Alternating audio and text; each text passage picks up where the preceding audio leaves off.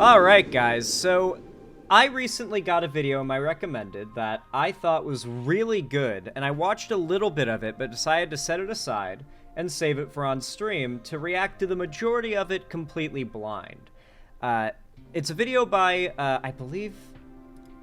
Yes, it's by Jose. Great channel. I haven't watched him in a while, because YouTube just kind of hasn't served me as content in a while, to be completely honest, but I've started checking my sub box more often, and I noticed that there was a new Jose video there. So that's kind of how I checked it out. And I found that it was really... God, it did a great job of breaking down a situation that I've noticed has become a pattern lately. You'll know that lately, especially, the right has been hammering home the idea that immigration, especially illegal immigration, is the biggest threat to America, period. And they've gone from fear-mongering at the overall national level and focused very heavily on fear-mongering at the local level. Not just on a state level, I mean like local level, like towns and cities. A good example was the town, I forget what the name of the town was already, that's actually kind of wild. That one town where Donald Trump and J.D. Vance pushed the conspiracy theory that Haitian immigrants were eating the cats and dogs. Yeah, Springfield, Ohio, thank you. Well, now, they've come up with their new Springfield, Ohio conspiracy theory, Aurora, Colorado. Now, this is a relatively old thing that went down, but it is only blown up recently as the right-wing media has tried to create a narrative. And man, this goes so deep, it's actually wild. And I feel quite validated, I must say, by the fact that one of the outlets that has been pushing false information in order to back this anti-immigrant conspiracy theory has been the Young Turks. So I'm quite happy that Jose made this video calling out how the Young Turks pushed a right-wing propaganda story. This is, I think, a perfect example, considering it's the newest example of the right's conspiracy mongering, but also a great example of how they do it, how they popularize this stuff, and how they push somewhat real things, real-ish stories, twist them, and then create a narrative out of them for propaganda. So let's watch. I found that the bits of this video I did watch before I set it aside were really good, by the way, so we're not going to watch all of it, but we're going to watch the main thesis. In late August, a viral video made the rounds of a group of armed men breaking into an apartment complex in Aurora, Colorado. It was claimed that these men were a part of the Tren de Aragua gang from Venezuela. Right-wing media in particular used this story to emphasize the danger of immigration from the southern border, as Aurora had recently seen an increase in migrants attempting to enter the United States from the south, particularly from the country of Venezuela. And now this video was being used to popularize this narrative that criminal migrants were taking over apartment complexes and terrorizing the residents. This was very quickly exploited by Donald Trump during his campaign when he would claim that Aurora had been... So this is the new claim, that Aurora, Colorado has apartment complexes that are getting taken over by gangs. Like, literally, like, taken over by gangs. No, like no one can enter or leave without them knowing. This is...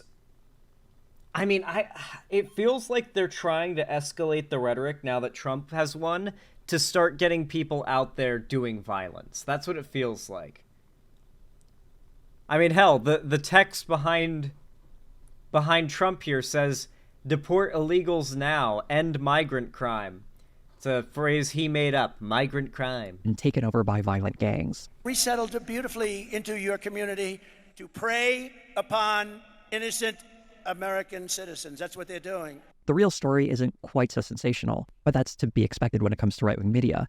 Vilifying immigrants is a time-honored tradition in that space. What was more disappointing to me was watching some media outlets, claiming to be on the left, repeating this story without important additional context, and thereby missing an important element of this story. I imagine I have some overlap in viewers with this channel, so here's a little disclaimer before we dive in. TYT has been getting a lot of smoke from the left recently for a variety of takes, particularly when it comes to street-level crime. While it would be interesting to go over all of those and determine what sort of... For a little backstory, by the way, Anna is a grifter. People keep saying, like, no, I think she believes in the shit she's pushing. No, she is a grifter. She has followed in the same footsteps. I don't know why. I don't know if... I think it's just populism, really. TYT has always been like a really populist outlet, and the figures there have always been very populist and very critical of the Dems and the establishment. And I feel like someone who is a populist before they're progressive, like all the TYT people are, will inevitably join with fascists before they'll ever join with liberals. Right? Like, guaranteed in the long run, especially when there's the pull of money, it seems. And so you've got, I think it was Glenn Greenwald was one of them. Dave Rubin, obviously Anna. Who else has come out of TYT and ended up being a right-wing grifter? It's like they've been a factory producing right-wing grifters. Jimmy Dore.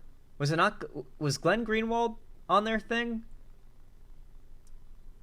Yep, Dore. Yeah, Dore too. It's like, it's actually getting so high. Like, the number is getting so fucking high.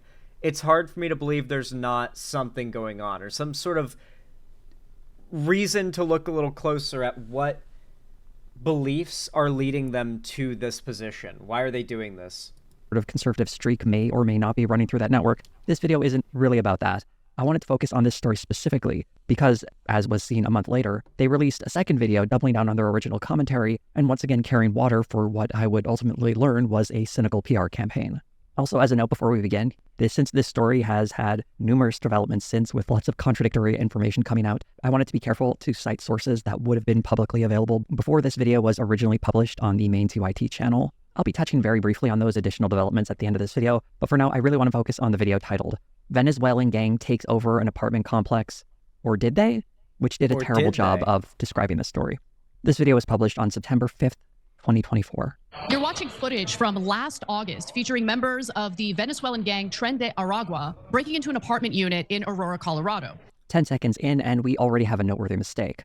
The men in this video, at the time of this video's upload, had not been identified. Although they would be identified a few weeks later, the police were reluctant to assign any kind of gang affiliation to them, never mind saying they were part of Tren de Aragua. Considering how this story is being used to fuel anti-immigrant rhetoric, claiming these men to be migrants, specifically criminal ones in a gang, before they have actually been identified, seems to me irresponsible. To put the issue of gangs in Aurora into a broader context, an article in the Denver Post using information from the police detailed at least 36 different gangs in Aurora, totaling 1,355 members. And based on all the articles I've read, the highest estimate I've seen for Tren de Aragua gang members in Aurora was about 15 to 20 people. But whether or not there's gang violence in Aurora isn't really the problem I have with this video.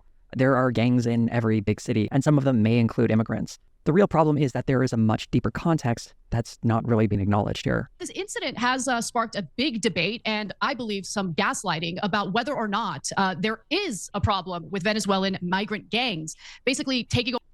This is actually a big part of how Anna does her grift now. She makes a really extreme statement. People criticize her for it because she still got a relatively, large amount of lefty hangers-on in her audience. They criticize her for it. Then she backpedals and pretends like her statement was something much more moderate and says, are you guys really going to pretend like we don't have a homeless problem in this country? Are you really going to pretend like we don't have an immigration problem in this country? Like a super broad and vague and broadly agreeable statement for most people, she'll backpedal to and pretend like that's what you were taking issue with in the first place. It's so blatantly dishonest that I can't see her political move as genuine. It's a total grift. Over apartment buildings or causing violent crimes at these apartment buildings. This is where the video really starts to go off the rails. Gang violence and a gang takeover of an entire building are very different propositions, and that latter one has some important history behind it within this story. But there's another one in the video that does a better job demonstrating of what I think needs to be pushed back against in this video. Now, a lot of people say, oh, the property owner's a bad guy. That doesn't prove anything. The property owners could be bad guys that don't take care of the rodents and the bed bugs, etc. And a Venezuelan gang might have taken over the apartments. Those two facts are not at all logically connected. To say that reveals a complete lack of knowledge about the origin of this story.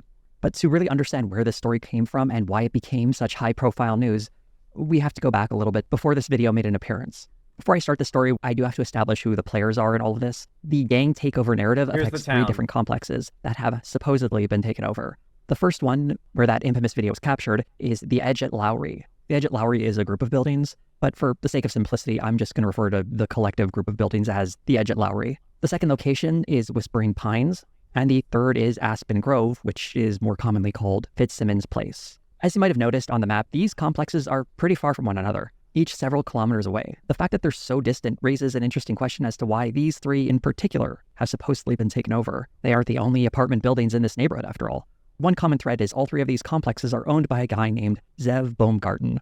These properties would be managed by a company called CBZ Management, which is also owned by Baumgarten.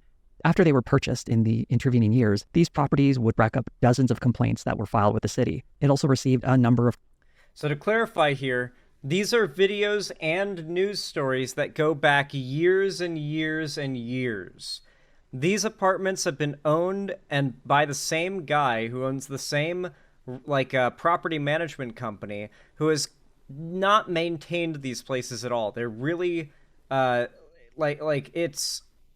it's very, very fucked up there. Like, there's piles of trash in the parking lots. There are lots of drug sales happening. It's the hood, dude.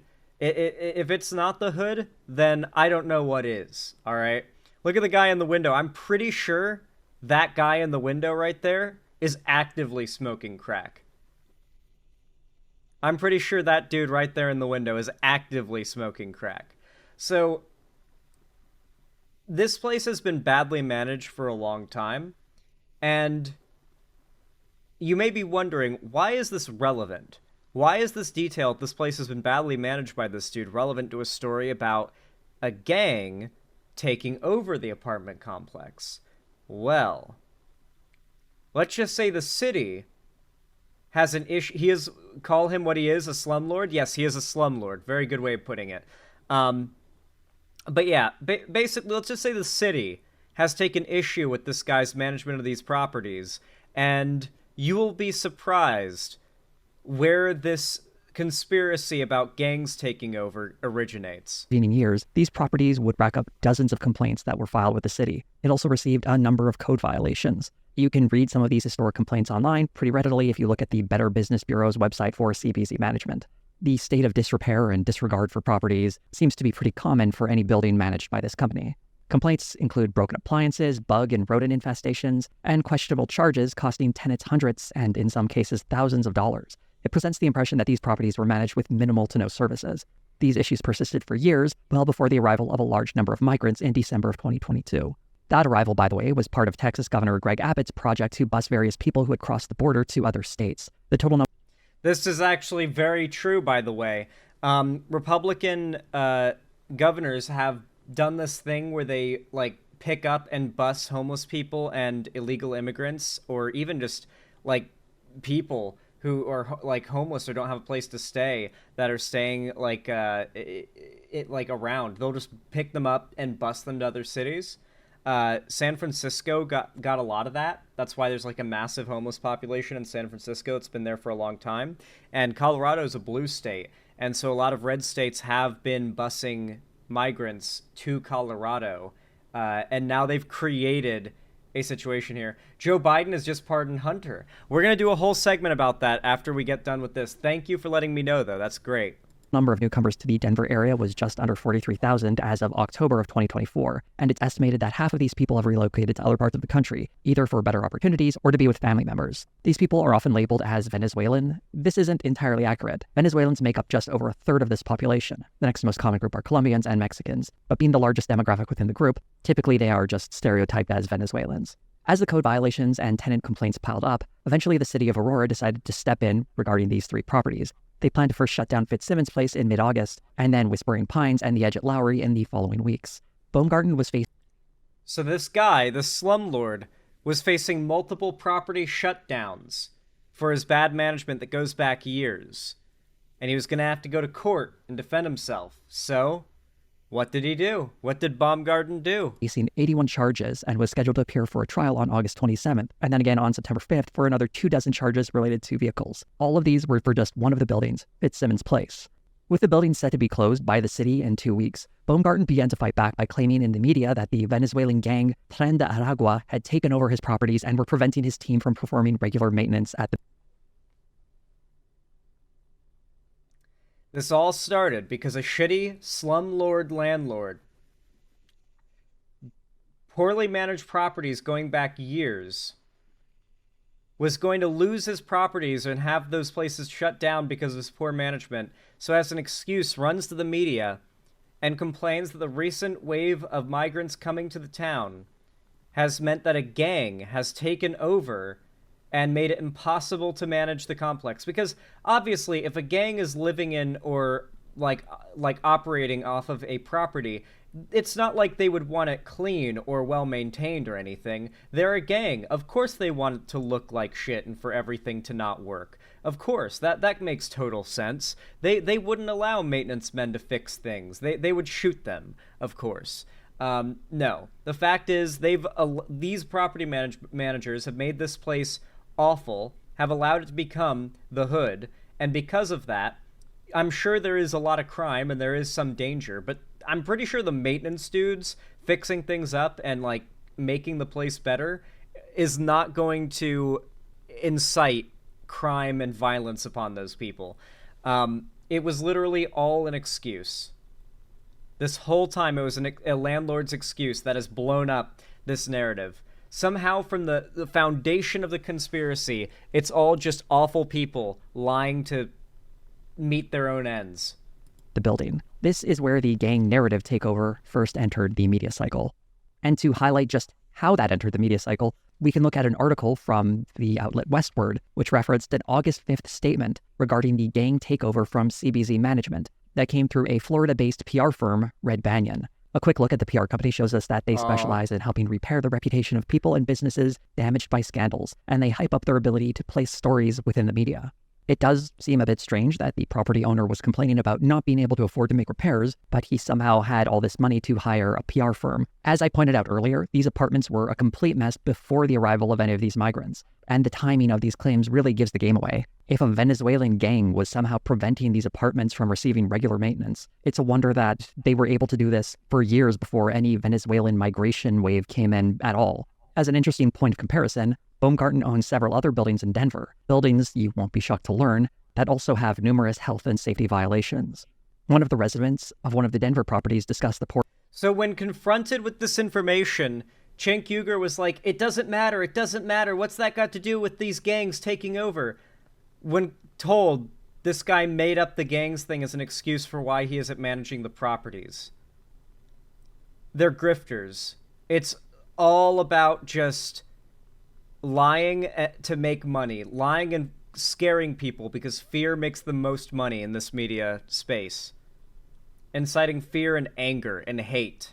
Or living conditions saying, what's going on in Aurora, that's essentially what's happening to their properties in Denver. It just hasn't gotten the same attention. By the way, this comment does come from a mid-September article, so I won't blame TYT for not being aware of something that hadn't been published yet. Though all the other details I've shared so far were readily available throughout articles published in August. One of the major differences between the 3 buildings in Aurora and the other buildings in Denver, all in similar states of disrepair, was that in Denver, the city had not stepped in to shut these buildings down. And that might be a reason why there are no news stories about a Venezuelan gang seizing control of them. Baumgarten told this gang takeover story to his lenders, which is how they decided to create a report. Let's go back to the TYT video for that.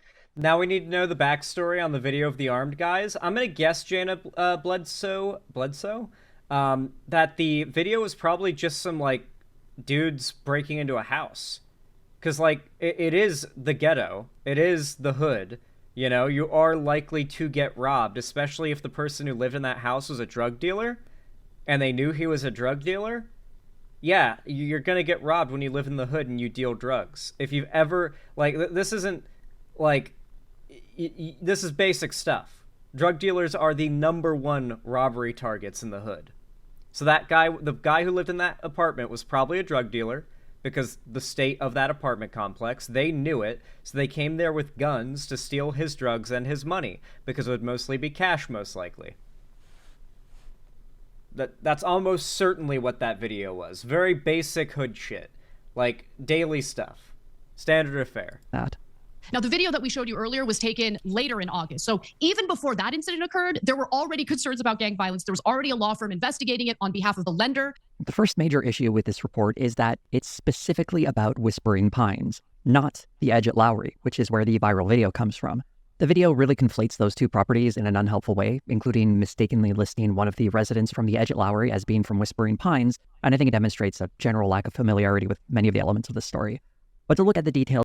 It's crazy how little adherence to, like, journalistic integrity the TYT videos lately have demonstrated since their turn towards the right. It shows that there's just such a low bar, right? Like, you get a small detail wrong about a story on the left, your fans will hold you to account for it. If they know that detail, they'll correct your ass. But on the right, there's no... There isn't a virtue in being truthful and well-researched on things. There's no virtue in that. It's just wasting time, and it will go unappreciated, so why bother?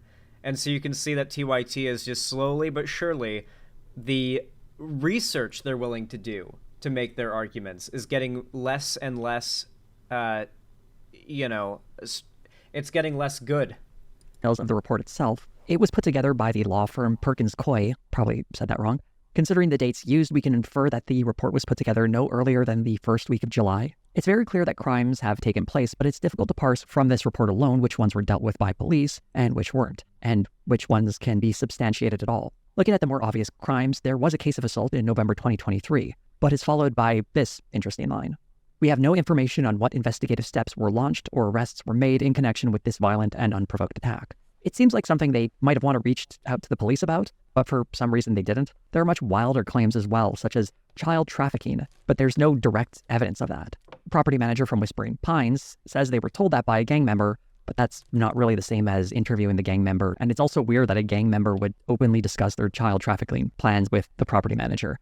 But that's kind of the whole point of this report. It's not meant to be a listing of definite crimes that have happened that the police have ignored. Rather, it's something presented by a law firm asking the police to look into this without actually figuring out if the police have started looking into this or not. But the TYT video makes a much bolder claim about the validity of this report. And the report was further confirmed by the Aurora Police Department, which is now denying that there's a problem of Venezuelan gang violence at this apartment complex. Back to that whole thing. They're just denying there's a problem, denying there's a problem. This is what grifters fall back on when what they've said is too extreme.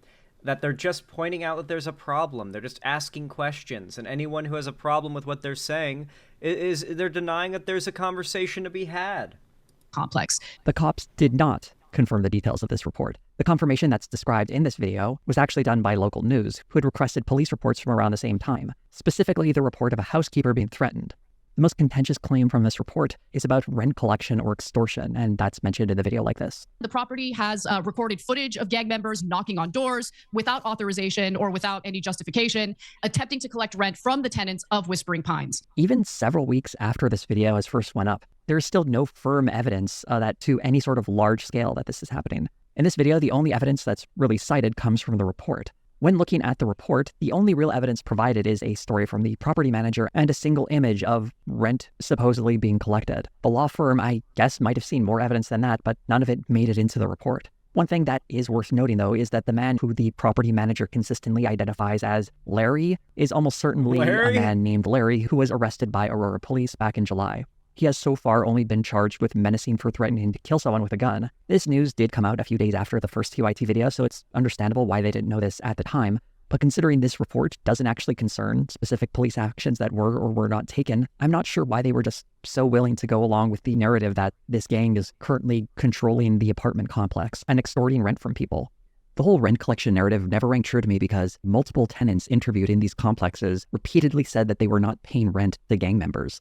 The allegations made in the report were a bit of an outlier, and I couldn't quite make sense of it other than my assumption that the report just was not providing full enough information. I believe this hypothesis was confirmed in a November article on the Denver Post. I'll read you an excerpt. Rent was not collected by gangs, said Chamberlain, the current police chief, last week. Tenants told police that some people would bang on their doors and wouldn't leave until the occupant gave them $20, he said. Well, I guess it's possible these people are lying. I think it's more than likely that small sums of money were shaken down by these people by criminals, and that was construed to be some kind of rent collection operation. It's so hard because, like, it's wild how many of these stories lately have come down to easy lies to tell, hard lies to debunk. There's always a shred of truth in them. that you don't want to, like, disagree with, but of course, if you disagree with any part of what they said, they'll essentialize it down to that one shred and say that's what you're taking issue with. And of course, the fact that they can lie so easily, you know, it fits quickly into, like, a YouTube short, right? There was a YouTube short I saw today that's actually a great example of this phenomenon, I think. Let me check my watch history really fast.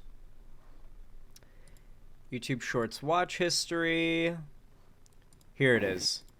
Here's an example of, like, the type of rhetoric I'm talking about. I just want to remind you guys that the U.S. government used more resources, time, and funds to hunt down and kill an illegal squirrel than any single client on the Epstein client list. Do with that information what you will. It's that kind of content that I'm talking about. You know what I mean? No attention paid, of course, to the fact that Donald Trump, the guy this dude definitely voted for and supports, let's be real, was on the client list, if I'm not mistaken, or at the very least is very good friends with Epstein and Ghislaine Maxwell. I actually brought this up. I was in a World of Warcraft Classic the other day, and I was just chilling, catching fish in Tanaris, and I saw someone in the chat, the world chat, talking about how the Clintons love Epstein, and someone else brought up Trump, I think it was I brought up, because that guy had been constantly dick riding Trump for days. I was just like, well, no one tell insert name about Trump, Epstein, and Ghislaine Maxwell. And he got super triggered and was like, well, what do you mean? You would have to try half of New York if you were to go legally against everyone who's taken a picture with Epstein and Ghislaine Maxwell. He just got super copium about it. These people don't care. They don't actually care about Epstein or the logs or the names on his client list or anything like that. They don't actually care. The fact that they ignore the fact that they ignore Trump is on the flight logs is a pretty clear fact. They don't actually care. This is all about pushing lies for their own agenda. And on the smaller level, it's like individual people like that slumlord making up lies for their own benefits they can get out of trouble. And in the larger scale, it's the right's media empire pushing lies to convince people to support things that go against their best interests. It's really sad, but, I mean, that's why I'm here. We gotta argue against this stuff. We've gotta debunk their misinfo. We have to give the long-winded truth to their lies. Anyway, if you guys like this segment, then please consider leaving a like and commenting down below. It's a really, really helpful way of supporting the channel, and it's totally free. It's like casting a blue ballot for YouTube for you to tell YouTube to push my content in the algorithm to more people, new potential viewers even. So I really do appreciate all of the comments and the likes. Make sure to subscribe as well if you haven't already, and ring the bell icon so YouTube actually tells you when I go live or upload new videos, and follow my social medias linked down below if you want to see more stuff from me. As of course, I have been posting a lot more on Blue Sky lately, and at least once a week on Fridays, I do gaming events, call-in streams, and watch parties in my Discord server. And of course, if you wanted to support me directly, you can afford it and you feel like it, you want to help me keep the lights on and a roof above my head here at the Xander Hall studio, then consider donating, subscribing, gifting a sub, or supporting me financially through YouTube, Twitch, Streamlabs, StreamElements, Patreon, or buying merch through the Streamlabs link down below in the description. But regardless of how you support me, thank you so much for watching as always, and I hope to see you again.